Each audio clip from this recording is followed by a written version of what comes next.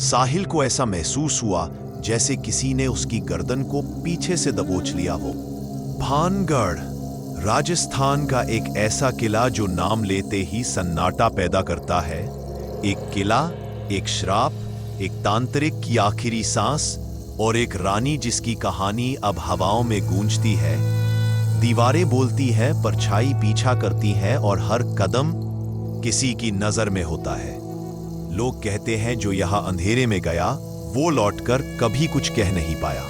ये है भानगढ़, भारत का सबसे रहस्यमय, सबसे डरावना।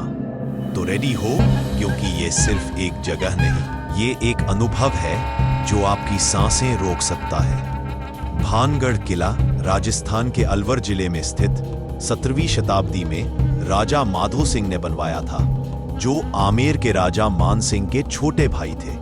कहा जाता है कि किले का निर्माण बाबा बालूनाथ नामक साधु की अनुमति से हुआ था, जिन्होंने चेतावनी दी थी कि किले की छाया उनके तपोस्थल पर नहीं पड़नी चाहिए, वरना पूरा नगर तबाह हो जाएगा।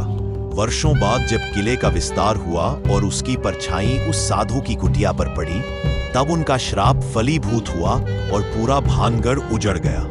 वहीं एक अन्य लोक कथा के अनुसार एक तांत्रिक सिंधु सेवड़ा ने सुंदर राजकुमारी रत्नावती को पाने के लिए जादू का सहारा लिया, लेकिन उसकी चाल उल्टी पड़ गई और मरने से पहले उसने पूरे भानगढ़ को श्राप दे दिया। तभी से यह क्षेत्र वीरान, अशुभ और अजीब घटनाओं से भरा हुआ माना जाता है।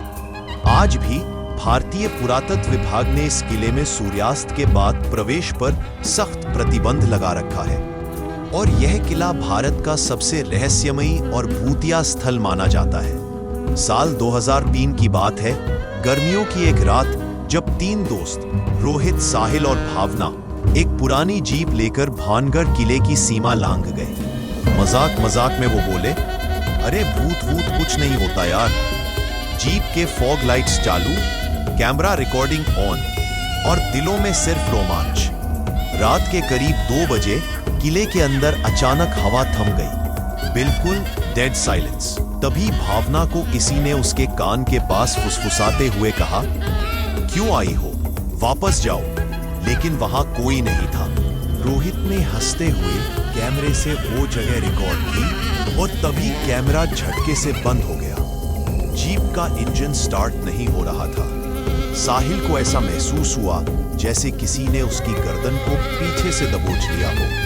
उसकी चीख अंधेरे में गूंज गई। भागते हुए तीनों बाहर निकले और जैसे ही उन्होंने किले की सीमा पार की, जीप अपने आप स्टार्ट हो गई। अगली सुबह रोहित ने वीडियो फुटेज देखा। उसमें 5 सेकंड का एक क्लिप था जिसमें भावना के पीछे एक धुंधली सी महिला खड़ी थी, सफेद साड़ी में, और उसकी आंखें सीधी कैमरे की ओर थी। उसके बाद से वो तीनों कभी भी भानगढ़ का नाम तक लेने से डरते हैं। क्या आप कभी भानगढ़ गए हैं? कमेंट करके बताएं।